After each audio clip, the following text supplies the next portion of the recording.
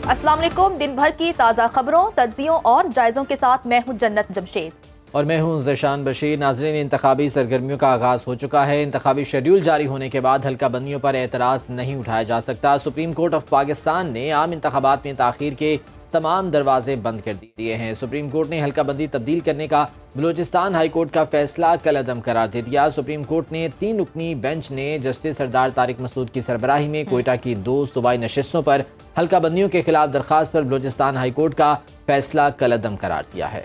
जबकि supreme court ने फैसले में कहा है कि इंतखाबी शेड्यूल जारी होने के बाद हल्का बंदियों पर एतराज नहीं उठाया जा सका। अदालत ने इलेक्शन कमीशन की अपील भी मंजूर कर ली है। जस्टिस अतहर मिनल्ला ने रिमार्क्स दिए कि इलेक्शन कमीशन का सबसे बड़ा इम्तिहान है कि 8 फरवरी को इंतखाबात शफाफ हो। जब इलेक्शन शेड्यूल जारी हो जाए तो सब कुछ रुक जाता है। अगर इस दरखास्त पर फैसला दिया तो सुप्रीम कोर्ट में दरखास्तों का सैलाब उमड़ आएगा। आपको बताते चलें कि इलेक्शन कमीशन ऑफ पाकिस्तान ने पाकिस्तान तहरीक इंसाफ के इंट्रा पार्टी इंतखाबात दोबारा कराने से मुतालिक दरखास्तों पर फैसला महफूज कर लिया है। केस की समाअत chief election commissioner Sikandar Sultan Raja की जेर सदारत 5 रुकनी इलेक्शन कमीशन ने की। बानी रहनुमा अकबर ने इलेक्शन कमीशन के बाहर मीडिया से बात की। उनका क्या कहना था, आइए वो सुन लेते हैं। जो सबूत थे पहले भी रखे गए थे, आज दोबारा उनका जिक्र भी हुआ। पाकिस्तान तहरीक इंसाफ से कोशिश की गई कि वो ये तासुर दे सके, तो मेरे वकील ने आज इलेक्शन कमीशन के वो ऑर्डर पढ़ के सुनाए जिसमें उन्होंने मेरी मेंबरशिप की तस्दीक की थी। एक दफा नहीं, बारहा तस्दीक की थी कि मैं इन वकीलों के खिलाफ जो खुलेआम झूठ बोलते हैं, ये वो वकील हैं जो सियासी जमात के ऊपर मुसल्लत किए गए हैं। हमने इलेक्शन कमीशन से दरख्वास्त की है कि इनके खिलाफ कंटेम्प्ट की कार्रवाई की जाए। जबकि बैरिस्टर अली जफर ने भी इस मौके पर मीडिया से बात की और उनका ये कहना था कि इलेक्शन कमीशन ने 20 दिन में इंतखाबात कराने का हुक्म दिया था। हमने पार्टी आइन के तहत इंतखाबात करवाए हैं और इस बारे में अपना जवाब भी जमा करवा दिया है। उनका मजीद क्या कहना था, आपको वो भी दिखाते। वहां नहीं रहा जो इंट्रा पार्टी इलेक्शंस थे पीटीआई के, वो पीटीआई के आइन के मुताबिक हुए। अगर किसी को इतराज है उस इलेक्शन से, उसको ये साबित करना है कि वो पार्टी का मेंबर है, सपोर्टर नहीं, वर्कर नहीं, वोटर नहीं। ये जो 14 लोग हैं उनमें से एक भी शख्स पीटीआई का मेंबर नहीं है। बैरिस्टर अली जफर साहब की गुफ्तगू आपने सुनी। उनका कहना था कि पाकिस्तान तहरीक इंसाफ के इंट्रा पार्टी इंतखाबात कानून और आइन के मुताबिक हुए हैं। अब देखना यह है कि इलेक्शन कमीशन ने जो फैसला महफूज किया है वो फैसला है क्या। इसी तमाम तर मामले पर बात करने के लिए हमारे साथ सीनियर तज्जियाकार राना मुबशीर साहब मौजूद हैं और उनके साथ हमें ज्वाइन किया है साबिक सेक्रेटरी इलेक्शन कमीशन कुंवर दिलशाद साहब ने। आप दोनों मेहमानों का बहुत शुक्रिया। सबसे पहले राना साहब, मैं आपकी तरफ आऊँगी। सर, जो भी सियासी सूरत हाल है वो आपके सामने है। पाकिस्तान तहरीक इंसाफ अभी भी खतरे में है। इलेक्शन कमीशन ने फैसला महफूज कर लिया है, तो आपको क्या लगता है कि मुतवक्की फैसला क्या हो सकता है? देखिए, इलेक्शन कमीशन जो है basically the buck stops with the election commission of Pakistan. अब इलेक्शन कमीशन अगर कोई फैसला देता है तो अगर किसी को उस पर इतराज है या कोई कंसर्न्स है या कोई आईब्रोज रेज करता है उस फैसले पे, तो they will have to knock another door. और पीटीआई वालों को किसी और जगह जाना पड़ेगा, लोग किसी और जगह जाके किसी और दरवाजे पे दस्तखत देनी पड़ेगी। But then again it's a tedious job और उसमें टाइम कंज्यूमिंग है। और as the elections are round the corner, उसमें बहुत नेक टू नेक चलेगा सिलसिला और कोई आसान रास्ता नहीं है पीटीआई के लिए। PTI is going through out tough times और उनको मुश्किलात का सामना करना पड़ेगा और उसमें कोई दो राय नहीं है। अब एक और चीज जरा ज़हन में रख लें कि जो बार बार ये कहा जाता है कि पीटीआई को जनाब यहाँ पे लेवल प्लेइंग फील्ड नहीं मिल रही या उनके हाथ बंधे हुए हैं या उनके कंसर्न है, तो जरा देख ले कि जो पहले हुआ था इंट्रा पार्टी इलेक्शन, उसमें उन्होंने तकरीबन, मुझे अगर करेक्ट कर दें मेरे साथी, मेरे कुलीग, अगर मैं गलत कह रहा हूं, तो उसमें बेसिकली उन्होंने टाइम मांगा था जो पहले उन्होंने इंट्रा पार्टी इलेक्शंस करवाए थे। अब पहले जो इंट्रा पार्टी इलेक्शंस कराए थे, अगर उसमें उन्होंने टाइम मांगा था और मेरे ख्याल में उसको भी हम चेक कर सकते हैं अपने आर्काइव से, इमरान खान साहब ने भी कहा था कि जनाब we will go for like proper intra party elections और उनको थोड़ा टाइम चाहिए। अगर वो टाइम मांगा था उन्होंने और उस वक्त नहीं हुआ तो प्रोबेबली, देखिए पीटीआई के चेयरमैन जो है it's a one man show. अगर वो इस वक्त he is behind the bars, तो बाकी जो लोग बाहर हैं उनको चाहिए था कि ये सारे जो कैप्स है इनको कैप करते, सारे जो फ्लॉस थे इनको कैप करते, लेकिन ऐसा नहीं हुआ। Probably they are like too busy, उनके मल्टीपल टास्किंग हो रही है, उनकी जो लीगल टीम है उसकी। एक तो लीगल टीम इस चक्कर में है कि किसी ना किसी तरीके से मैक्सिमम लोग जो हैं उनके जो चेयरमैन की इंस्ट्रक्शंस है, पीटीआई के चेयरमैन की इंस्ट्रक्शंस, उनको ज्यादा से ज्यादा पार्टिसिपेट करें इलेक्शन। राना साहब, माजरत के साथ आपको रोकूंगा, यहाँ पर यहीं से गुफ्तगू दोबारा शुरू करेंगे। कमर दिलशाद साहब को भी मैं शामिल गुफ्तगू करना चाहता हूँ। कमर दिलशाद साहब, बहुत शुक्रिया आपके वक्त का। हल्का बंदियों के हवाले से जो एतराज़ात थे उस पर बलोचिस्तान हाई कोर्ट का फैसला कलअदम हो गया है। सुप्रीम कोर्ट ने बाकायदा तौर पर इस हवाले से फैसला अपना दे दिया है, लेकिन ये मामला तो गुज़िश्ता कुछ दिनों से चल रहा था। जब हल्का बंदियों की हतमी फहरिस्तें आ गई उसके बाद भी एतराज़ात जो है वो सामने आ रहे थे, तो क्या इसमें तब्दीली नहीं हो सकती? हमारे जो है ना वकला हजरात तो सियासतदान अखबार तो पढ़ते रहे, वो अपने ये तो 6 जून 2018 को उस वक्त के chief justice of Pakistan Saqib Nisar ने इलेक्शन कमीशन पाकिस्तान की रिक्वेस्ट पर यह हुक्म जारी कर दिया था कि जब हल्का बंदी का नोटिफिकेशन जारी हो जाए तो फिर किसी अदालत में उसको चैलेंज नहीं किया जा सकता। उस पर जो मुख्तलिफ हाई कोर्ट में जो केस जेर समाअत थे हल्का बंदियों के, तो जस्टिस साकिब निसार के फैसले हुक्म के बाद वो सब पे सब कलम करार दे। इलेक्शन कमीशन का कहना यह था अगर हल्का बंदियों पर आप अदालतों में जाएंगे तो फिर शेड्यूल को तो आप बाढ़ गया ना, फिर तो शेड्यूल खत्म हो गया ना, फिर तो इलेक्शन नहीं हो सकता ना। अब ये शेड्यूल आ गया है, इलेक्शन करवाने हैं हल्का बंदियों का। उन्होंने कहा जी हमने हल्का बंदी कर दी, सबको मौका दिया, हमने एक एक को मौका दिया और सबके एतराज़ सुनने के बाद कहीं एक्सेप्ट कर लिए, कहीं रिजेक्ट कर दिए। तो उस पर सुप्रीम कोर्ट ऑफ पाकिस्तान के चीफ जस्टिस ने साकिब निसार से हुक्म जारी किया। उसी की रोशनी में आज ऑनरेबल चीफ जस्टिस जो है क्या मकाम, उन्होंने इलेक्शन कमीशन पाकिस्तान की दरख्वास्त को कबूल करते हुए तमाम अदालतों में जहां हल्का बंदियों में केस जेर समाअत है सबको कलअदम करार दे दी। अच्छा सर, बताइएगा कि जिस तरह से Pakistan Tehreek Insaf intra party election को चैलेंज किया गया है इलेक्शन कमीशन में, आज उस पर भी फैसला महफूज हो चुका है। अगर इलेक्शन कमीशन ये फैसला सादिर करती है कि इंट्रा पार्टी इंतखाबात को कलअदम करार देती है, तो उसके बाद दोबारा से इलेक्शन करवाए जाएंगे पाकिस्तान तहरीक इंसाफ की जानिब से, या फिर उन्हें इंतखाबी अमल से बाहर कर दिया जाएगा, या उनके इंतखाबी निशान को किसी किस्म का खतरा होगा? ज़ाहिर है कि अब तो दोबारा बार बार इलेक्शन करवाने का तो मेरी नाकस राय में तो टाइम नहीं रहा। अब तो ये बाकायदा शेड्यूल जारी हो गया है और 22 दिसंबर को कागजात नामजदगी लेने का वक्त आ जाएगा। तो अब अगर इलेक्शन कमीशन पाकिस्तान ने अगर कोई नेगेटिव फैसला कर दिए है या उनको, तो फिर वो सुप्रीम कोर्ट ऑफ पाकिस्तान में केस जाएगा। तो दोबारा इलेक्शन होते हुए मुझे पार्टी में बार बार इलेक्शन होते हुए नजर नहीं आ रहे, वो केस सुप्रीम कोर्ट फैसला करेगी और सुप्रीम कोर्ट ऑफ पाकिस्तान जो है वो फैसला फाइनल होगा। ठीक है, कमर दिलशाद साहब साथ रहिएगा। राना मुबशिर साहब, ये तकरीबन 170 से ज़ायद पॉलिटिकल पार्टीज़ हैं जो कि रजिस्टर्ड हैं इस वक्त इलेक्शन कमीशन के साथ, लेकिन इंट्रा पार्टी इंतखाबात के हवाले से पीटीआई का मामला सामने आया, बाकी किसी जमात का हमने इस तरह का मामला नहीं देखा है। तो क्या तमाम जमातों के साथ भी फिर इंट्रा पार्टी इलेक्शंस के हवाले से इसी तरह का रवैया नहीं रखा जाना चाहिए? मेरे ख्याल में ऐसे बाकी पार्टीज का तो ऐसा मुझे I have no knowledge of that, मुझे I will be very honest.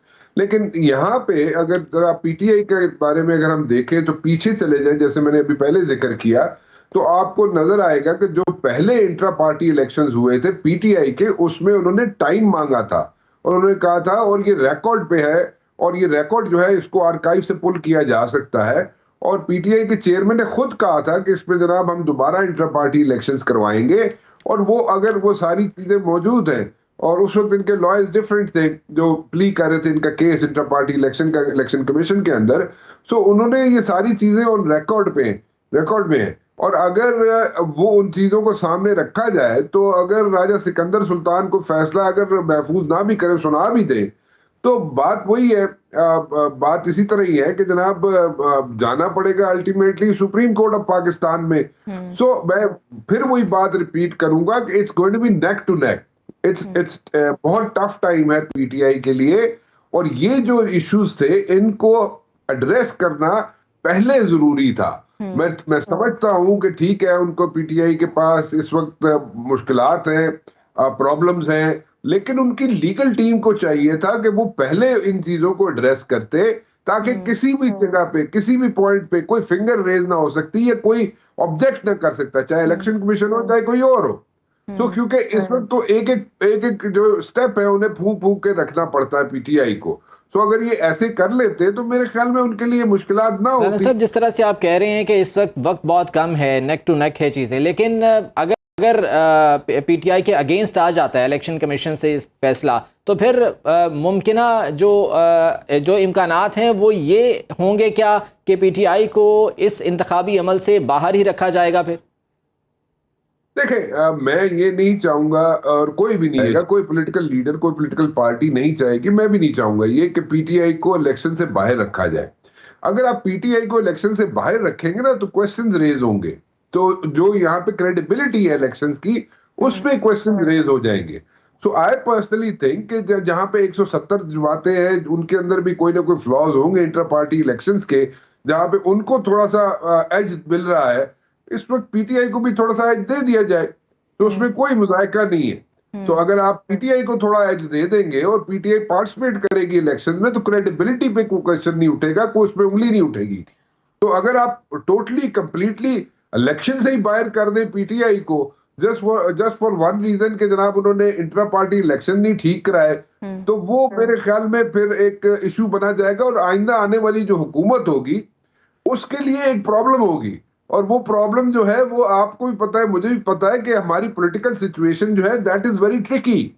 और जैसे ही कोई भी हुकूमत आके बैठती है, जिसकी भी हुकूमत होती है, we don't care, but the point is कि हमें स्टेबिलिटी चाहिए। और जो भी हुकूमत आके बैठेगी पहले रोज से उस पे जनाब यहाँ पे इतराजात होने शुरू हो जाएंगे कि जनाब वहां पे पीटीआई तो सर, अगर पाकिस्तान तहरीक इंसाफ इंतखाबी अमल का हिस्सा होती है, इलेक्शन कंटेस्ट करती है, तो क्या वो बाकी दूसरी जमातों को टफ टाइम देगी? क्योंकि कहा तो यही जाता है कि ग्राउंड लेवल पर पाकिस्तान तहरीक इंसाफ काफ़ी मकबूल है, इसलिए अगर वो वर्कर्स कन्वेंशन मुनक्किद करवाते हैं तो वहाँ पर पुलिस पहुँच जाती है, उनके जितने भी सियासी रहनुमा हैं, पाबंदी सलासल हैं। कल एक वर्चुअल जलसा हुआ, तब भी ऐसे खबरें गर्दिश कर रही थी कि इंटरनेट को बंद कर दिया गया। तो आपको लगता है कि पाकिस्तान तहरीक इंसाफ अगर इलेक्शन का हिस्सा होती है तो टफ टाइम देगी बाकी जमातों को?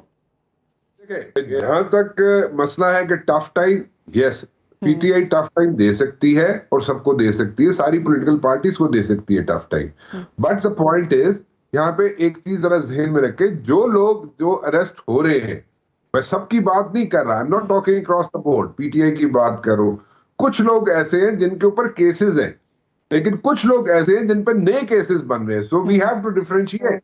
जिन पे पुराने केसेस बने हुए हैं, अगर वो अरेस्ट हो रहे हैं, किसी पॉलिटिकल एक्टिविटी में जाके शामिल हो रहे हैं, तो वो तो चलो कोई उसका रीजन बन जाता है, कोई उसको हम कह सकते हैं हाँ जी ठीक है, इससे पहले केस बढ़े हैं ऐसी। लेकिन जो नए केसेस बना के उनको नए केसेस के साथ उनको जनाब जेल में डाला जा रहा है या उनको डिटेन किया जा रहा है, उस पर थोड़े से इतराजात जरूर हैं। सो ये दो चीजें मेरे ख्याल में पीटीआई को चाहिए थी कि वो खुल के सामने बताते कि जी पुराने केसेस जो है जिनके खत्म नहीं हुए, ठीक है, उसमें भी बहस हो सकती है किस पे सही केसेस हैं, किस पे गलत केसेस हैं, या वो केसेस है पॉलिटिकली मोटिवेटेड है, वो एक डिफरेंट चीज है। लेकिन आप जो वाकया हुआ जिसपे जनाब यहाँ पे जीएचक्यू का वाकया हुआ, जीएचक्यू पे जिस तरीके से इशू बनाया गया, वहां पे जहाँ पे शोहदा की यहाँ पे तस्वीर हो या मोनूमेंट्स हो, वहाँ पे जो जो भी 9 मई में मुलविस हैं उनके खिलाफ तो कार्रवाई होनी चाहिए। हमारे साथ ही रहिएगा, हमारे साथ कवर दिलशाद साहब भी मौजूद है। कवर साहब, आपका बहुत शुक्रिया। नाज़रीन, इलेक्शन कमीशन ऑफ पाकिस्तान ने आम इंतखाबात 2024 के लिए इंतखाबी शेड्यूल जारी कर दिया है। मुल्क भर में आम इंतखाबात 8 फरवरी 2024 को होंगे। इलेक्शन कमीशन के इस जारी एलामी के मुताबिक 20 से 22 दिसंबर तक उम्मीदवार कागजात नामजदगी जमा करा सकेंगे, जिसके बाद उम्मीदवारों के नामों की फहरिस्त 23 दिसंबर को जारी की जाएगी। 24 दिसंबर से 30 दिसंबर तक कागजात नामजदगी की जांच पड़ताल होगी, जबकि 3 जनवरी 2024 को कागजात की मंजूरी और मुस्तरद होने पर अपीलों पर समाअत होगी।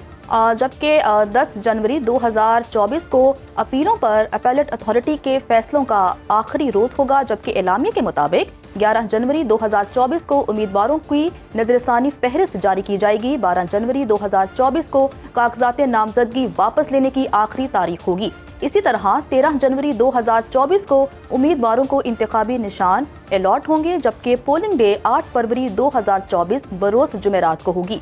इलेक्शन कमीशन ने सुप्रीम कोर्ट के फैसले की रोशनी में आरओज, डीआरओज की ट्रेनिंग बहाल कर दी है। इलेक्शन कमीशन के जारी करदा आदादो शुमार के मुताबिक मुल्क में वोटर्स की मजमूई तादाद 12,85,85,760 है, जिसमें से मर्द वोटर्स की तादाद 6,92,63,704 और खवातीन वोटर्स की तादाद 5,93,22,056 है। आदादो शुमार के मुताबिक मुल्क में मर्द वोटर्स की शरह 53.87%, जबकि खवातीन वोटर्स की शरह 46.13% है। जी हाँ, ये इलेक्शन शेड्यूल जारी होने के बाद अब इंतखाबी सरगर्मियाँ बाकायदा तौर पर ज़ोर पकड़ गई हैं। मुख्तलिफ सियासी जमातों की जानिब से अब इस सिलसिले में अपनी इंतखाबी सरगर्मियाँ भी की जा रही हैं और आने वाले दिनों में जो वर्कर्स कन्वेंशन है उनका भी इनेकाद किया जाएगा। राना मुबशिर साहब हमारे साथ मौजूद हैं, उनसे इस हवाले से बात कर लेते हैं।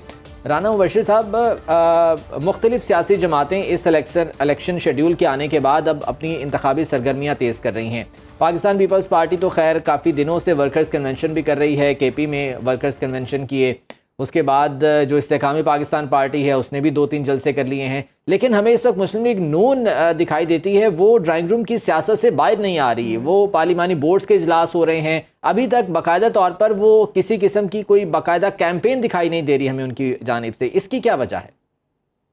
आई पर्सनली थिंक जी, जो जिस तरीके से वो वर्किंग कर रहे हैं नून लीग वाले, वो एक एक सीट पे अपनी वर्किंग कर रहे हैं। उनको असल में प्रॉब्लम ये है कि जैसे मैंने पहले अर्ज की कि टफ टाइम जो है मिल सकता है, it's going to be neck to neck, और ये नेक टू नेक मुकाबला होगा स्पेशली पंजाब में। और पंजाब में नून लीग के लिए अगर कहा जाए कि everything is going to be hunky dory, नहीं, ऐसा नहीं हो सकता।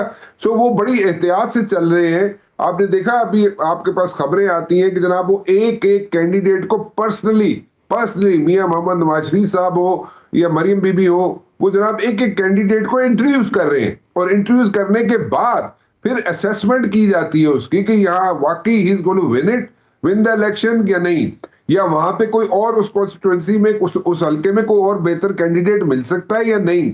तो ये मुशावरत एक एक हल्के पे हो रही है। So it's a difficult job, और वो जब तक उस चीजों को क्लैरिफाई नहीं कर लेंगे, उसमें कंप्लीट अपना डिसीजन नहीं ले लेंगे, उस वक्त तक वो जनाब यहाँ पे बैठ के अपना कोई हतमी फैसला नहीं करेंगे। And once they are done with all these things, then they will go for the campaign, और फिर जनाब मासेस से जाके इंटरेक्ट करेंगे और मासेस के पास जाएंगे। सो इन अ वे अगर देखा जाए तो there is nothing wrong with it. और ये तासुर जरूर मिल रहा है कि जनाब जो डिले हो रहा है मुस्लिम लीग नून की तरफ से, और वो जलसे जुलूस नहीं कर रहे हैं, तो शायद उनके जलसे जुलूस कामयाब ना हो। लेकिन आई पर्सनली थिंक कि वो अपने हल्के जो है उनको अपना पूरा कर रहे हैं, उनको ड्रेस कर रहे हैं, उनको देख रहे हैं, उनको चेक कर रहे हैं, उनको काउंटर चेक कर रहे हैं, अपने उम्मीदवारों को चेक कर रहे हैं, फिर जाके वो जलसे जुलूसों की तरफ जाएंगे। ठीक है, बाकायदा तौर पर वो कैंपेन का आगाज़ कर देंगे। सर साथ ही रहिएगा, हमें ज्वाइन किया है सरवर बारी साहब ने, इलेक्शन एक्सपर्ट हैं। सर बहुत शुक्रिया वक्त देने के लिए। सरवर बारी साहब, मैं आपकी तरफ आऊँगी। सुप्रीम कोर्ट के फैसले के बाद जो इलेक्शन न होने की कयास आराइयाँ थी वो अब मद्धम हो चुकी हैं, बिल्कुल ख़त्म हो चुकी हैं, लेकिन एक सवाल अभी भी कायम है, वो ये है कि आया इलेक्शन साफ और शफाफ होंगे कि नहीं होंगे। पाकिस्तान तहरीक इंसाफ ने कहा था कि जुडिशल जो है अफसरान को वहाँ पर तैनात किया जाए, लेकिन अब फैसला हो चुका है कि ब्यूरोक्रेसी के अफराद ही इलेक्शन वाले दिन ड्यूटी सर अंजाम देंगे। तो बताइएगा कि क्या मौजूदा इलेक्शन कमीशन साफ और शफाफ इलेक्शन करवा सकेंगे? देखिए जी, अभी तक जो शवाहद हमारे पास हैं वो काफ़ी हैं ये कहने के लिए कि इलेक्शन कमीशन ने अभी तक जो किया है उससे तो यही लगता है कि साफ और शफाफ इंतखाबात नहीं हो सकते। चाहे वो आप डिलिमिटेशन ऑफ कॉन्स्टिट्यूंसीज की बात करें, उसमें बहुत ज़्यादा, क्योंकि 10% से प्लस माइनस 2 कॉन्स्टिट्यूंसीज के दरमियान पॉपुलेशन नहीं हो सकती, वो 30%, इवन कई इलाकों में 40% तक भी है। मसलन चित्राल की मैं बताऊं, चित्राल में 5-5.5 लाख पर एक कॉन्स्टिट्यूंसी है, और दीर में 11 लाख पर है।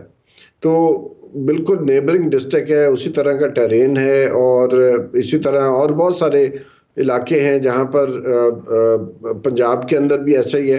तो अगर देखिए, फ्री एंड फेयर इलेक्शन का मतलब हरगिज़ ये नहीं है कि जी सिर्फ पोलिंग वाले दिन जो है वो लोगों को वोट डालने का हक हो और उनका वोट उसी तरह गिना जाए जिस तरह लोगों ने वोट डाला है।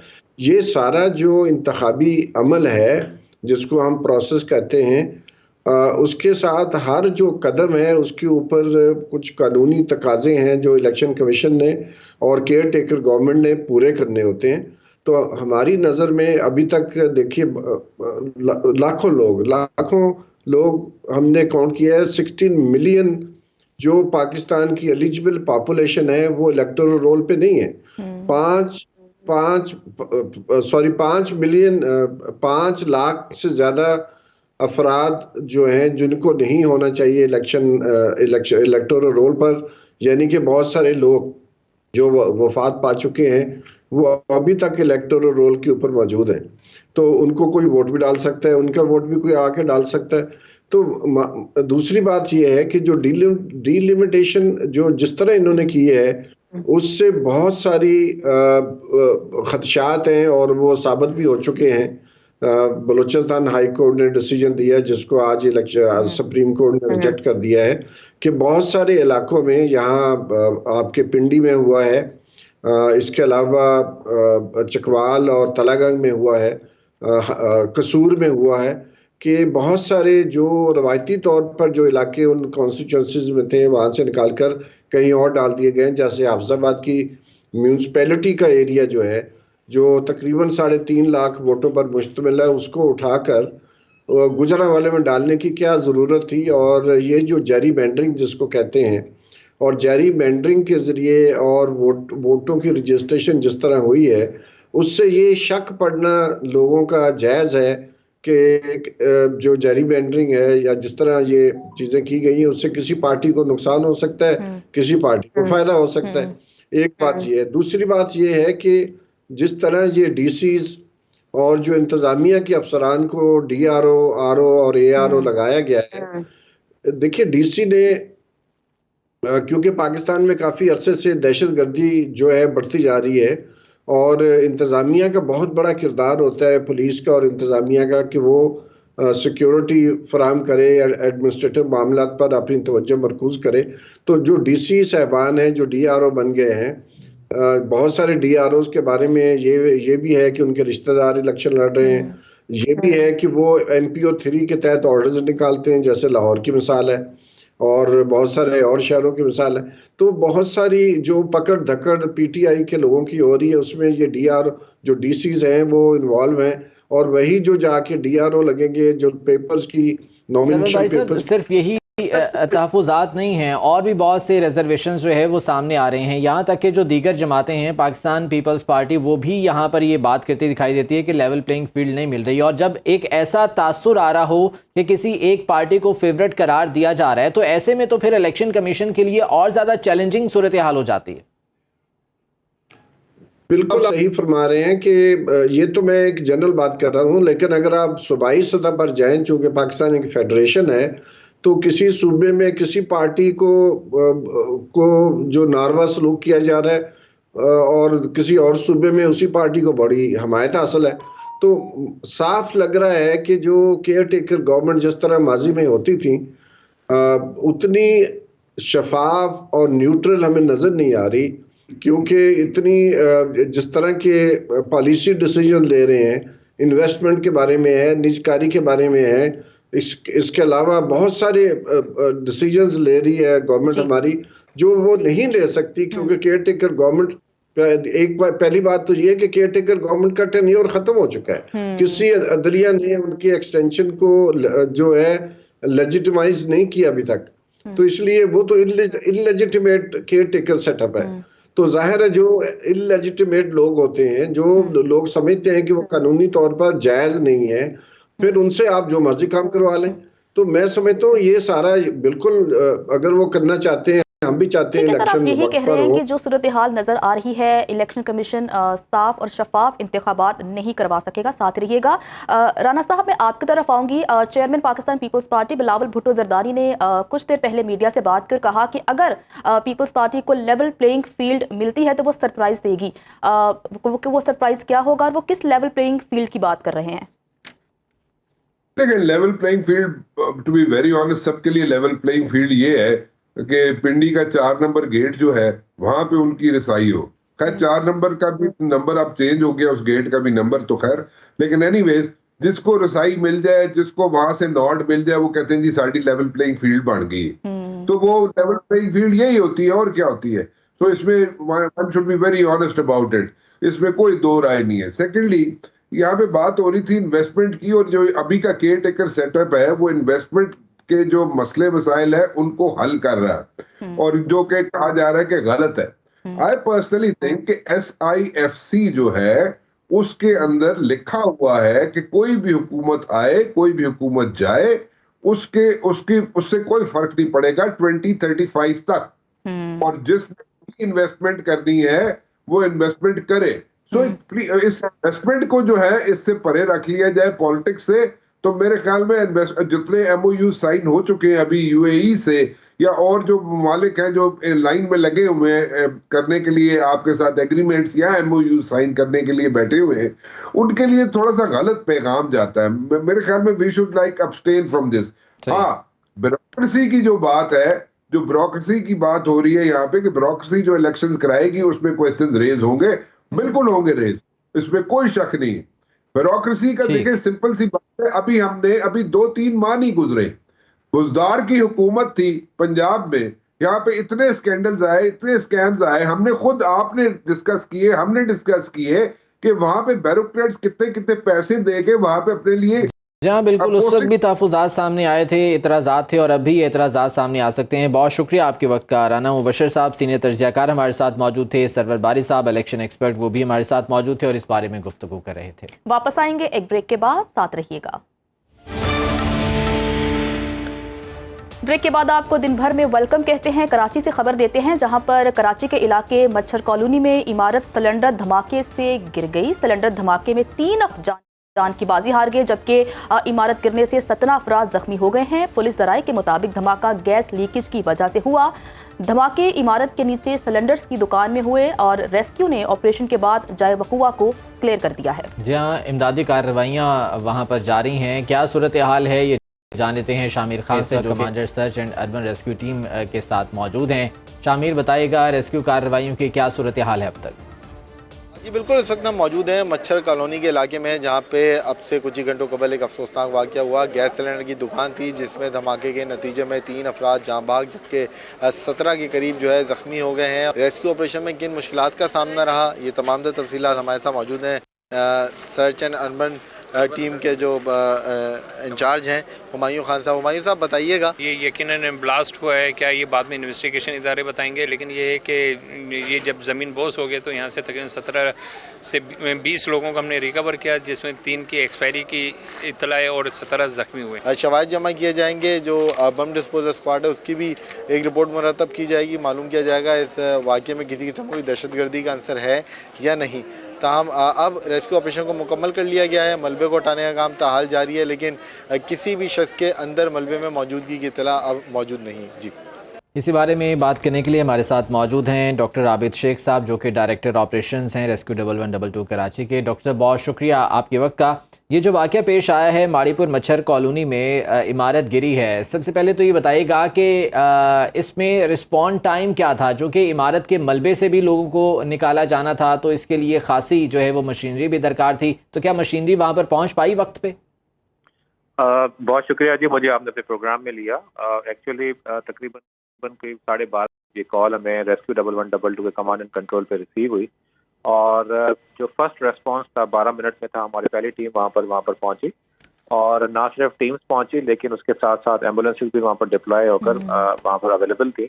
अर्बन सर्च एंड रेस्क्यू की जो हमारी स्पेशलाइज्ड टीम है, वो प्रॉपर इक्विपमेंट के साथ उन्होंने वहाँ पर रेस्पॉन्स किया, और वहाँ पर क्योंकि मीडिया के लोग थे इस दफ़ा, तो सबने लोगों ने विटनेस भी किया इस चीज़ को। और जहाँ तक वहाँ पर मुश्किलात का ताल्लुक है, तो मुश्किलात देखें इस तरह के इंसिडेंट्स में हम लोग फेस करते हैं, और सबसे बड़ा जो हमें मुश्किल पेश आती है वो यही होती है कि वहाँ पर जो लोग जमा हो जाते हैं देखने के लिए और वहाँ पर वीडियोस बनाने के लिए, वो सबसे बड़ा मुश्किल होता है उनको वहाँ से बाहर किया जाए। लेकिन इस मौके पर लॉ एनफोर्समेंट एजेंसीज ने हमें बड़ी इसमें सपोर्ट की और टीम्स को जगह दिलवाई, और वहाँ पर रेस्क्यू ऑपरेशन शुरू हुआ। और स्टार्टिंग में अभी जैसे वहाँ पर आपको हुमायूं ने भी बताया कि जो टीम्स थी उन्होंने तकरीबन कोई 17 के करीब इस वक्त तक रिपोर्ट है जो है वो जख्मी लोग थे जिनको वहाँ से शिफ्ट किया, और 3 जो है वो कैजुअलिटीज वहाँ से रिपोर्ट हुई। 2 अफराद थे और एक 3 से 4 साल का बच्चा था और जिसको वहाँ से शिफ्ट किया गया। और अभी भी हमारी टीम्स वहाँ पर डिप्लॉयड हैं जब तक वहाँ पर आखिरी ये मलबा हटाने का काम जारी है, और ये भी इंफॉर्मेशन है कि नीचे कोई नहीं है, लेकिन फिर भी हमारी टीम्स वहाँ पर डिप्लॉय होती हैं जब तक ये कम्प्लीटली मलबा वहाँ से ना हटाया जा सके। जी डॉक्टर साहब, ऐसे जो वाक़यात पेश आते हैं, ख़ुसूसन जो रिहायशी इलाके होते हैं, गुंजान आबाद इलाके होते हैं, वहाँ पर डेफिनेटली रेस्क्यू टीम्स को मुश्किलात का सामना तो करना पड़ता है। क्या वहाँ पर इक्विपमेंट ले जाना और वहाँ पर ये रेस्क्यू कार्रवाइयों का करना जो वहाँ की इंतज़ामिया है उसके साथ मिलकर किया जाता है, उनकी मदद हासिल होती है वहाँ पर? देखिए, जहाँ तक सिंध एमरजेंसी रेस्क्यू 1112 का ताल्लुक है, इस वक्त हमारी जो पूरी टीम है ये प्रोफेशनल टीम है और कम्प्लीटली ट्रेंड है और अपने इक्विपमेंट के साथ वहाँ पर रिस्पॉन्स देती हैं। जहाँ पर तंग गलियाँ होती हैं और वहाँ पर जहाँ पर गाड़ियाँ ना जा सकें वहाँ बिल्कुल हमें दुश्वारी होती है, और यहाँ भी स्टार्टिंग में हमें दुश्वारी हुई थी, लेकिन हमारे पास हमने अपनी गाड़ी वहाँ पर डिप्लॉय की, हमारी टीम इक्विपमेंट के साथ वहाँ पहुंची। उसके बाद जब हैवी मशीनरी को बुलाया गया तो वो भी हैवी मशीनरी वहाँ पर एक्सकेवेटर्स को लगाकर मलबा हटाया जा रहा है। ये बिल्कुल सबसे बड़ी प्रॉब्लम तो ये है कि इस तरह के इलाकों में जहाँ पर रेजिडेंशियल एरियाज है और वहाँ पर कमर्शियल की शॉप्स भी हैं और वहाँ पर इस तरह का काम होता है, क्योंकि ये जो सिलेंडर्स है आपको पता है इनकी प्रॉपर देखभाल नहीं होती। और यहाँ भी यही हुआ है कि जब ये ब्लास्ट हुआ तो ये पूरी 2 मंजिला मंजिल ये नीचे गिर गई, तो मुश्किलात बिल्कुल होती हैं। लेकिन और दूसरा सबसे बड़ी जो प्रॉब्लम आती है, मैंने आपको पहले भी बताया कि मेस हो जाता है वहाँ पर, क्योंकि बहुत सारे इदारे काम कर रहे होते हैं। तो आज भी हमने बड़ी कोशिश की कि Sindh emergency rescue service government का अपना इदारा है, हम कोशिश कर रहे हैं कि इसको प्रॉपर्ली स्ट्रीमलाइन करें कि वहाँ पर, क्योंकि जब तक कोई एक इदारा लीड नहीं लेगा तब तक ये इश्यूज आते रहेंगे, क्योंकि वहाँ पर बहुत ज़्यादा जो रश होने की वजह से हमें बिल्कुल दुश्वारी हमें भी होती है, बाकी इदारों को भी हो रही है। डॉक्टर साहब, स्पेसिफिकली आज के वाक़े की अगर हम बात करें तो इसमें ये इमारत मुकम्मल तौर पर मुनहदिम हो गई है। इसके आसपास जो इमारतें हैं क्या उन्हें तो कोई ख़तरा नहीं है? इस हवाले से रेस्क्यू ने वहाँ पर तसल्ली कर ली है?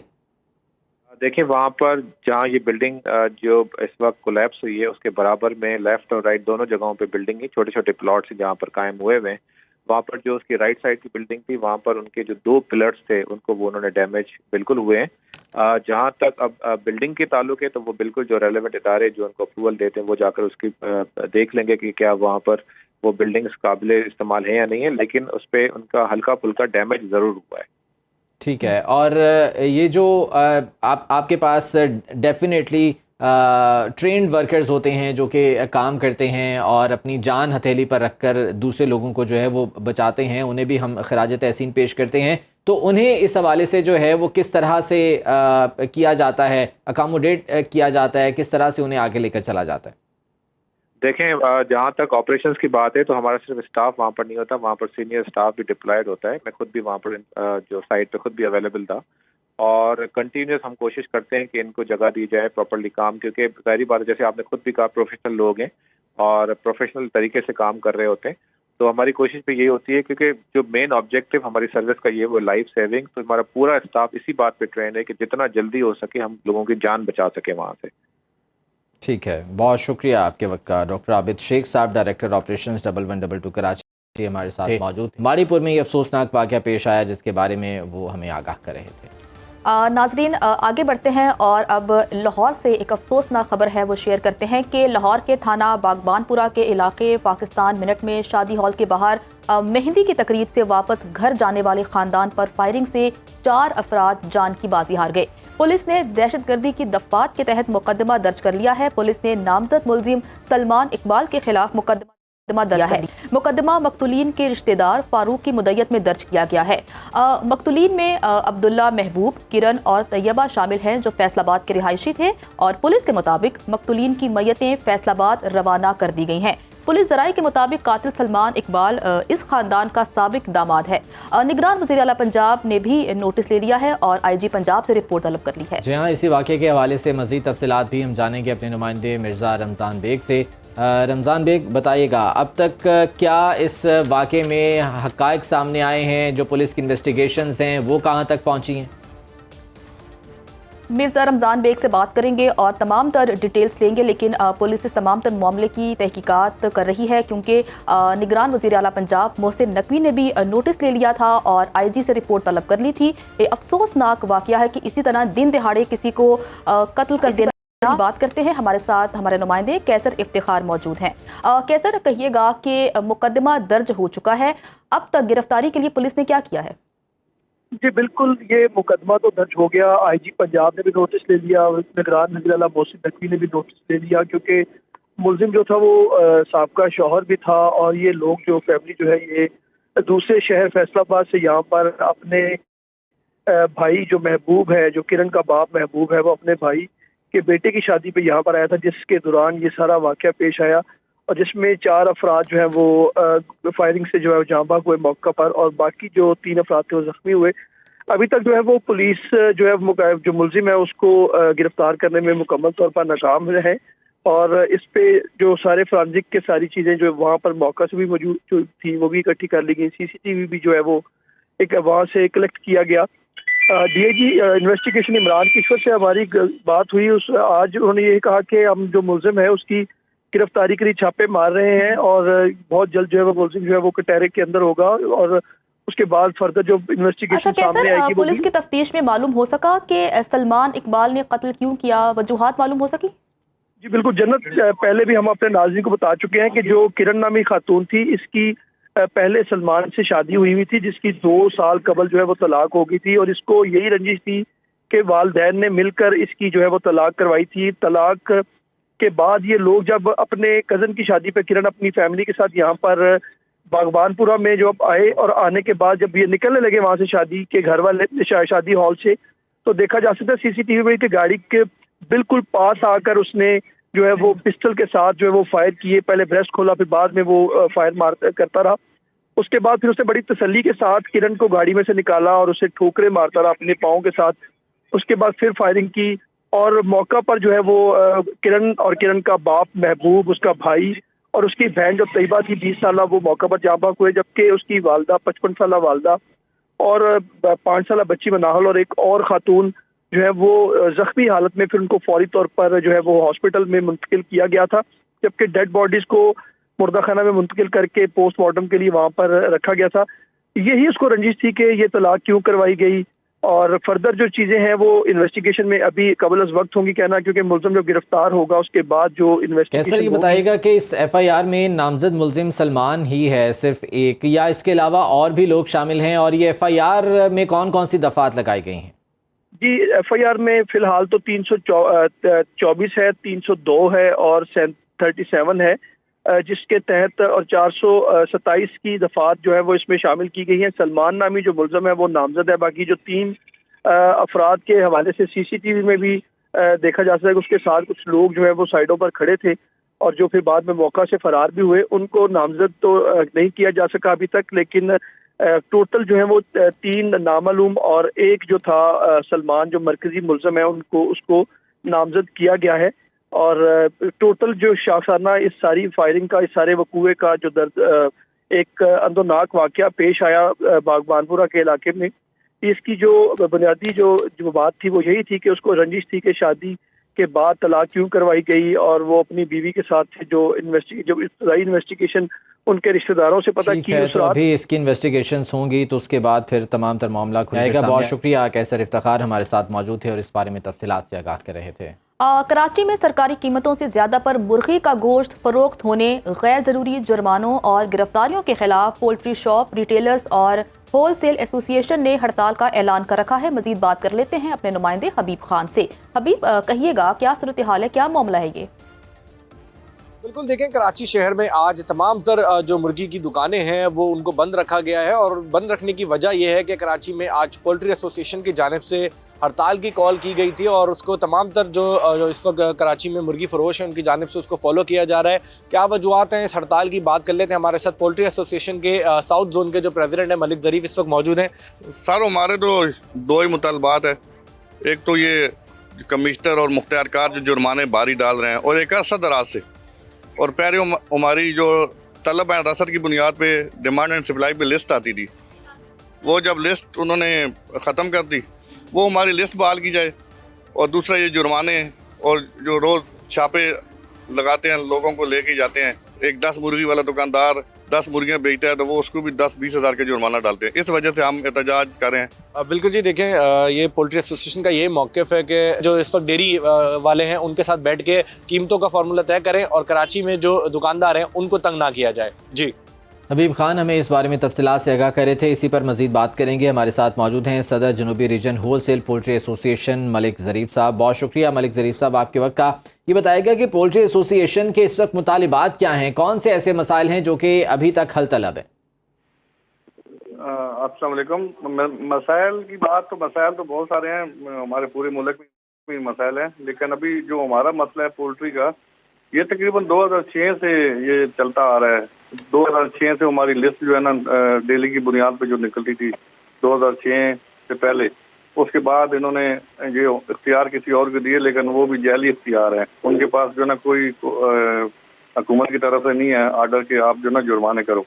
तो लिहाजा हम इस तरह इस वजह से एहतजाजन हड़ताल की है और जो ना अपना कारोबार बंद रखा है, और अगर हमारे मुतालबात पूरे नहीं होते तो मजीद हम मलिक साहब इसकी वजह से डेफिनेटली आपको भी नुकसान हो रहा है, आवाम को भी परेशानी है, तो मामले के हल के लिए क्या कोई बात करने की, मुज़ाकरात करने की कोशिश की गई? साहब देखें अभी तो कोई ऐसी बात नहीं हुई मुज़ाकरात की, तो लेकिन अगर करेंगे तो मुज़ाकरात बिस्मिल्लाह। हम तो पहले भी कहते थे कि टेबल पे बैठने के लिए तैयार है। कमिश्नर कराची से रिक्वेस्ट करते थे कि पुलिस इस मसले को देखें, जो हकायक हैं, ज़मीनी हकायक हैं, उनके ऊपर जाएं, तो हम बिल्कुल वो करने को तैयार हैं। ये देखो पूरी इतनी बड़ी पोल्ट्री इंडस्ट्री है और 10-15 मुर्गियाँ बेचने वाला दुकानदार है, उसको 20,000 रुपये का जुर्माना डालेगा तो वो अपने बच्चों की रोटी कहाँ से खिलाएगा उनको, और क्या मतलब वो दुकान का किराया भी, मतलब उसका कारोबार बंद हो गया ना एक किस्म का। ठीक है, ज़मीनी हक़ाइक़ को देखते हुए मामलात को ठीक करना चाहिए और मुज़ाकरात के ज़रिए ही ये मामला ठीक होना चाहिए। हमारे साथ मलिक ज़रीफ मौजूद थे, बहुत शुक्रिया। वापस आएंगे एक ब्रेक के बाद, साथ रहिएगा। ब्रेक के बाद आपको बहावलपुर से खबर देते हैं कि बहावलपुर के इलाके चक मुराद चूना वाला रोड पर धुंध के बायस मुसाफिर वैन खड़े ट्रक से टकरा गई, जिसमें 6 अफराद जान की बाजी हार गए और 9 जख्मी हो गए हैं। जख्मियों को अस्पताल मुंतकिल किया गया है। इस हादसे में जख्मी होने वाले 3 अफराद की हालत तशवीशनाक बताई गई है। जख्मियों में बच्चे और खवातीन भी शामिल हैं, जिन्हें अस्पताल मुंतकिल कर दिया गया है। इसी बारे में मज़ीद जान लेते हैं। वसीम बुखारी हमारे साथ मौजूद हैं। वसीम, बताइएगा इस हादसे के बारे में, जख्मियों की हालत कैसी है? ये हादसा उस वक्त पेश आया जब हासिलपुर से मुसाफिर वैन मुसाफिरों को लेकर छोनावाला जा रही थी और 160 मुराद के करीब सड़क किनारे खड़े ट्रक से जा टकराई। धुंध के बाद से ये हादसा पेश आया और मौका पर 6 अफराद जाँ बहक हो गए, जिनमें एक ही ख़ानदान के वालदा समेत शमीम अख्तर नामी वालदा और जो 2 बच्चे हनान 12 साल और हानिया 6 साल, वो भी जाँ बहक हो गई हैं। और पुलिस की जानिब से ट्रक ड्राइवर के ख़िलाफ़ कार्रवाई का अमल जारी है। ट्रक ड्राइवर मौका से फ़रार होने में कामयाब हो गया है और पुलिस जो मसरूफ़ तफ्तीश है। जी ठीक है वसीम, इस बारे में आगाह कर रहे थे। अब कुछ बात कर लेते हैं खैबर पख्तूनख्वा के सबसे बड़े टीचिंग हस्पताल की, जहां इस वक्त गैर यकीनी की सूरत हाल पैदा हो गई है। अस्पताल के मुख्तलिफ शोबाजात के सीनियर डॉक्टर्स ने सर्जिकल आलात और अद्वियात की कमी के अलावा तनख्वाहों में ताख़ीर पर मुस्ताफ़ी होने का ऐलान कर दिया है। लेडी रीडिंग अस्पताल में फंड्स की अदम फराहमी, सर्जिकल आलात और अद्वियात की कमी इसका बायस बन रही है। मजीद बात कर लेते हैं अपने नुमाइंदे काशिफ अजीज़ से। काशिफ, कहिएगा कि क्या मामला है ये, मजीद क्या डिटेल्स हैं आपके पास? जी बिल्कुल, इस वक्त मैं खैबर पख्तूनख्वा के सबसे बड़े लेडी रीडिंग हॉस्पिटल के सामने मौजूद हूँ। अस्पताल में फ़ंड्स की कमी की वजह से, डॉक्टरों की तनख्वाहें ना होने की वजह से, अद्वियात की कमी की वजह से और ऑपरेशन में इस्तेमाल होने वाले आलात के ना होने की वजह से शहरी मुश्किलात का सामना कर रहे हैं। ज़राए से मौसूल होने वाले मालूमात के मुताबिक LRH के 3 असिस्टेंट प्रोफेसर गुज़िश्ता 3 महीनों के दौरान यहाँ से जा चुके हैं, जिसकी वजह से यहाँ पर मरीज़ काफ़ी ज़्यादा मुश्किलात का सामना कर रहे हैं।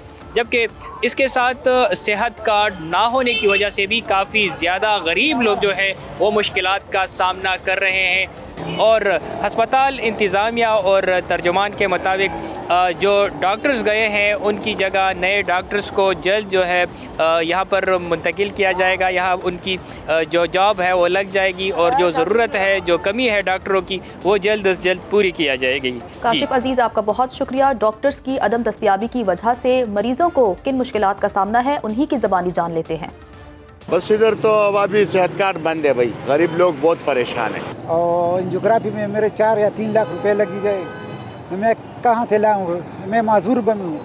यहाँ तो डॉक्टर भी है लेकिन यहाँ इस सेहत कार्ड पर जो है ना वो काम नहीं कर रहा है। अभी सेहत कार्ड इसने बंद किया, अभी मरीजों को बहुत ज़्यादा मुश्किल है। लोगों को बहुत सामने मसले होते हैं, मतलब दवाई जो है वो भी बाहर पैसों में लेते हैं, जो सर्जिकल इक्विपमेंट होते हैं वो भी पैसों पे लेते हैं। भाई साहब मसाइल तो काफ़ी ज़्यादा है, अद्वियात भी हॉस्पिटल में नहीं है, ये सरकारी हॉस्पिटल सिर्फ नाम है सरकारी हॉस्पिटल का, बाकी सब कुछ प्राइवेट है।